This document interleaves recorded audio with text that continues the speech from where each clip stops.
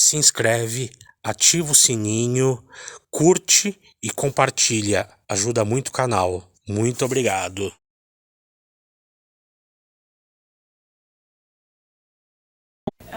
Nair tem uma pergunta que eu acho que é extremamente importante nos dias de hoje. Chico, eu gostaria de saber por que os jovens estão se entregando, os jovens e não jovens, estão se entregando tanto ao tóxico de uma maneira tão desordenada. Eles perderam completamente a noção das coisas.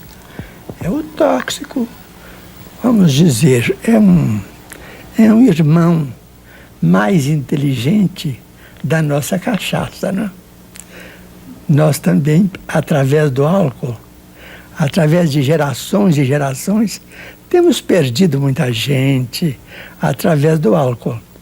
Agora, os espíritos consideram, e nós também acreditamos, que essa fascinação pelo tóxico é a necessidade de amor que a criança e o jovem sente naturalmente no seu próprio desenvolvimento. Chico, desculpe, isso é que eu queria saber. Se você acha que o jovem, digamos, que apela para o tóxico, a gente pode considerar uma pessoa carente. Carente. O jovem que se abandona ao tóxico, habitualmente ele pode estar com mesadas muito grandes, mas está sem o carinho e sem o calor paterno, materno. Isso é muito sério na vida de quem está começando a existir neste mundo. É que muitos pais pensam que carinho e amor é dar mesadas grandes. Às vezes a privação do dinheiro e a doação de trabalho digno é que vai construir uma existência feliz. Chico, eu gostaria também, antes de você dar a sua mensagem de Natal para todo este Brasil que nós amamos tanto, que você dissesse como é que a gente pode, por exemplo, ajudar. Eu sei que foi ajudado no caso de um julgamento de uma pessoa que parece que assassinou a mulher e através de uma carta psicografada ele foi absolvido, né? Inocentou o criminoso.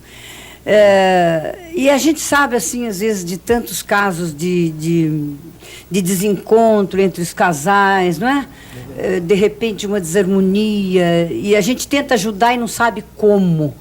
Eu queria que você, com a sua palavra, com esse dom que você tem de se contactar com Jesus, se você poderia dar uma palavra para essas pessoas que estão atravessando um momento difícil de convívio conjugal, e essa família que não pode se desagregar.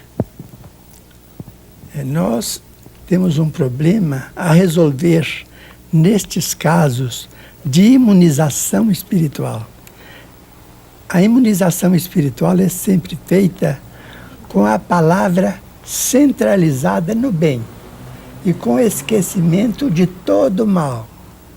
Se nós não falarmos coisa alguma a respeito de algum pequenino erro de alguém, aquilo não segue para diante, porque nós devemos ser estações terminais de toda a fofoca. Porque a fofoca é hoje um instrumento interessante, né? Até engraçado. Mas a fofoca também mata, né? Também. Agora, o caso de Campo Grande, as nossas sessões não são sessões de provocar manifestações. Nós estudamos o Evangelho, comentamos o ensinamento de Cristo e nos colocamos à vontade de algum amigo espiritual que queira se comunicar. A reunião era feita, talvez ali, com umas 400 a 500 pessoas. Algumas do lado de fora, quando essa senhora muito jovem se comunicou para o marido chamado João de Deus. O terceiro sobrenome eu não me lembro. Então falou com ele que se lembrava exatamente do dia em que eles estavam chegando de uma festa e que ele, ao retirar o cinto que ele de que eles se tinham munido, porque eles tinham feito uns 6 quilômetros ou 8 quilômetros de viagem para ir a uma festa de aniversário, não sei, parece que era uma festa de aniversário. E ele, então, temendo a atualidade, os assaltos da atualidade, se muniu de um revólver e pôs no cinto. Então, que ela se lembrava perfeitamente da noite em que eles chegavam, em que ela se sentou na cama e que ele, ao retirar o cinto, o gatilho esbarrou em algum corpo que nem ela nem ele poderiam determinar. E o tiro saiu e veio sobre ela, e que ele era inocente de tudo aquilo. Que ela partiu deste mundo lamentando aquele acidente. E que, como ela sabia que ele estava a vésperas de julgamento, que ela pedia muito a Deus para que os juízes e para que os jurados considerassem a inocência dele, ele que tinha feito um segundo casamento e que era pai de um filho, porque o casamento dele com a comunicante era recente, ela não teve filhos, mas que o lar dele estava formado, ele era agora pai, que ela pedia a misericórdia de Deus que atuasse no cérebro dos juízes e dos jurados, para que ele fosse libertado, para que essa senhora, que era a segunda esposa dele, e o filhinho, a criança, não sofressem privações com a ausência dele, que ele marchasse com a inocência dele para o julgamento, mas que Deus havia de abençoá-lo, que Jesus havia de lembrar dele. Então eu soube, depois não soube de mais nada, senão pelo jornal que os 7 jurados deram absolvição voto a favor dele. A favor. E ele foi liberto. E agora você me lembrou uma coisa que você sempre diz, que as pessoas que estavam lá e que viram, e o Chico sempre diz pra gente, que o telefone não toca daqui para lá.